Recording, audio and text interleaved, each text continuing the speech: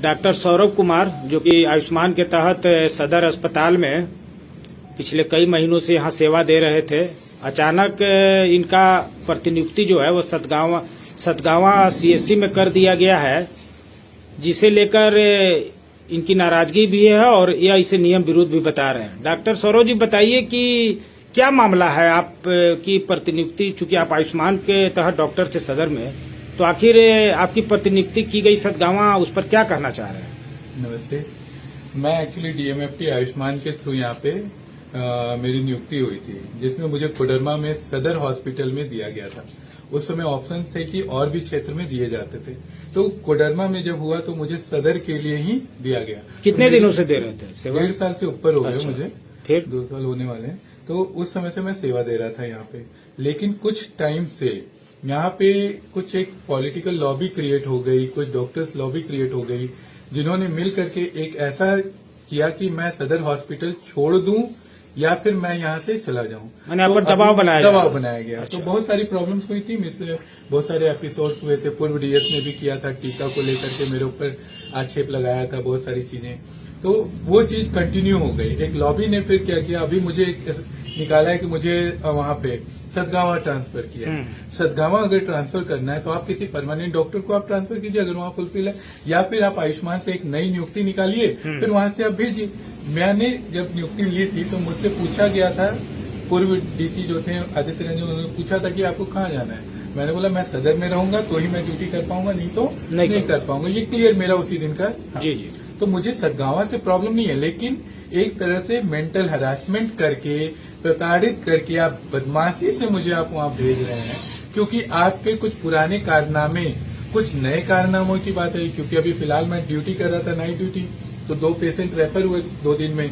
तो एक नाइट में हुआ कि पेशेंट चला गया मेडिका, तो मुझे 5 मिनट में कॉल आता है कि आपको मेडिका नहीं क्यूरेस्टा भेजना था। क्यूरेस्टा के डॉक्टर ने कॉल किया और क्यूरेस्टा का कोई एजेंट था।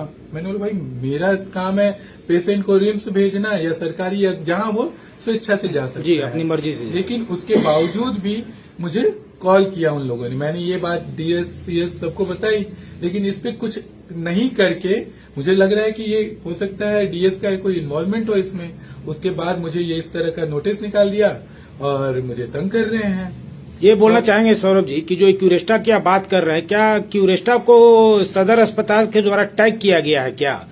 कुछ बुधवार को इनकी ओपीडी होती है यहाँ पे। अच्छा, उनके डॉक्टर आते हैं सदर के डॉक्टर्स आते हैं। अच्छा। मुझे नहीं पता कि क्या टर्म्स एंड कंडीशंस है गवर्नमेंट की। नहीं, आखिर यहाँ के मरीज जो बाहर इलाज के लिए, बेहतर इलाज के लिए जाना जाते हैं, तो इस तरह के दबाव डॉक्टरों पर पड़ता है कि आप क्यूरेस्टा को ही भेजे रांची में, तो इससे पीछे क्या लग रहा है आपको? अब ये हो सकता है कि उस दिन बैड लक होगा क्यूरेस्टा की, मैं नाइट ड्यूटी पे था। माने लगता है कि अक्सर इसी तरह होता है। अच्छे तरीके से होता होगा, नहीं तो वो लोग मेरे से नाराज क्यों हो जाते हैं? अच्छा, तो इस मामले में कोई पदाधिकारी का भी प्रेशर था आपके ऊपर क्या? मुझे किसी का कॉल नहीं आया था। हाँ। लेकिन उन लोगों ने कहा कि हमारा टाई अप आपके साथ है, तो आप हमें ही भेजेंगे। उनका लैंग्वेज बहुत खराब था, बात करने का तरीका। मैंने मेरे से बात नहीं करनी है, जो भी यहाँ के प्रशासनिक लोग हैं उनसे आप एक लेटर निकालिए कि जो भी पेशेंट होंगे वहाँ रेफर कर दिया जाएगा। अच्छा। लेकिन इन डीएस के बारे में मैं एक बात कहना चाहूंगा कि जब ये पूर्व में यहाँ पे थे, ये 10 साल पहले भी यहाँ नौकरी कर चुके हैं। अच्छा। जब पूर्व में भी थे तो ये कोडरमा सीएससी में थे, वहाँ पे कुछ घोटाले हुए थे। अच्छा। मेरा पॉइंट यहाँ ये है कि जिस व्यक्ति के ऊपर इतने घोटाले लगे हों, एक घोटाला उसमें था जननी शिशु सुरक्षा कार्यक्रम, जिसमें हार्डली 200 रुपए खर्च किया जा सकता था एक महिला पे, चाहे वो नॉर्मल डिलीवरी हो या सिजेरियन हो, लेकिन उसका अल्ट्रासाउंड और ब्लड टेस्ट बाहर से कराया गया, जिसमें कि कुल खर्च 1000 से 1200 रुपए के लगभग का हो जा रहा था। ये एक मरीज का है, ऐसे कितने मरीजों के साथ किया गया होगा जिसकी कोई मेरे पास आंकड़ा नहीं है। ये मैं नहीं कर रहा हूँ, ये लेटर कह रहा है, जिसमें प्रभारी चिकित्सा पदाधिकारी को स्पष्टीकरण दिया गया है। और ये लेटर उसके बाद उस समय उपायुक्त को भी दिया गया, उसके टेबल पे ये जांच रिपोर्ट है। ये जांच रिपोर्ट उनके टेबल पे भी गई। फिर अभियान निदेशक एनएचएम को भी दिया गया है, क्योंकि ये सारी सेवाएं एनएचएम के थ्रू आती हैं। सबसे बड़ी बात कि वो प्रतिलिपि सचिव स्वास्थ्य चिकित्सा को भी दिया गया था। उसके बावजूद भी ये व्यक्ति 10 साल यहाँ काम करने के बाद इनका ट्रांसफर होता है। विद इन 1 ईयर ही रिटर्न बैक टू सदर हॉस्पिटल, और वो भी डीएस प्रभार में है। जी। यानी आप इससे समझ सकते हैं कि इनका प्रभाव तो बहुत अच्छा होगा। यानी इनकी बैकिंग बहुत अच्छी है, जिस कारण से ये डीएस भी बन गए हैं और आने के बाद बहुत सारे अपने फिर उस तरह के वो जो पूर्व में कार्य किए हुए हैं, ये मैं नहीं बोल रहा हूँ, ये कागज बोल रहा है, जांच रिपोर्ट बोल रही है, जिसमें सिर्फ मैंने तो एक आपको जननी सुरक्षा की छिंदवाड़ा में इन्होंने एक बाउंड्री करवाई थी, जिस बाउंड्री की कोई आवश्यकता नहीं थी इस रिपोर्ट के अकॉर्डिंग, लेकिन वो बाउंड्री कराया गया, अपने लोगों से करवाई। यानी वो जो बिल बना होगा वो सारी चीजें, मुझे इनके बारे में डिस्कस करने का कोई शौक नहीं है, लेकिन ये इसलिए करना पड़ रहा है क्योंकि 6 महीने से मैं इनके द्वारा प्रताड़ित हूँ। मेंटल हैरेसमेंट है, ये हर चीज में मुझे इस तरह से प्रॉब्लम करते हैं। मुझे बार बार छुट्टी लेने के लिए भी मुझे तंग किया है। 18 CL पिछले साल का मेरा बर्बाद हो गया। इस बार मैं अयोध्या जन्म भूमि राम लला के उसमें जा रहा था, मैंने छुट्टी अप्लाई किया। 1 महीने पहले इनको बोला कि सर मुझे 3 दिन की छुट्टी चाहिए, मुझे वहां जाना है, सेवा देनी है झारखंड सरकार और झारखंड प्रांत की ओर से मैं देना चाहिए। 3 डॉक्टर स्वेच्छा से गए पूरे झारखंड से, ये तो बहुत ही निंदनीय है। उसमें मैं 3 डॉक्टर में मैं था, इन्होंने छुट्टी नहीं दी। जी। और उसके बाद मुझे अभी स्पष्टीकरण में मुझे ट्रांसफर कर। ये संक्षेप में आप बात रखें, ये कहना चाहते हैं कि वहाँ पर आयुष्मान से लगभग जैसा मेरी जानकारी 11 डॉक्टर, आप ही से उनकी खुन्नस क्यों है? ऐसा क्यों आपके साथ हो रहा है इस तरह से? अब जो आपने कहा कि 6 महीना से आपको प्रताड़ित होना पड़ रहा है या किया जा रहा है, आखिर क्यों, आपके ही क्यों, क्या है इसमें? अभी कुछ महीने पहले एक लेटर निकला था जिसमें डीसी महोदया का ही लेटर था, जिसमें किसी डॉक्टर को किसी लिफ्ट में पाया गया था, जिस कारण उनका ट्रांसफर सतगावा किया गया था। जी। जिसको सतगावा ट्रांसफर कर दिया गया वो लेटर दब गया। अच्छा। मैडम का लेटर दब गया, लेकिन मेरे नाम एक भी स्पष्टीकरण नहीं है।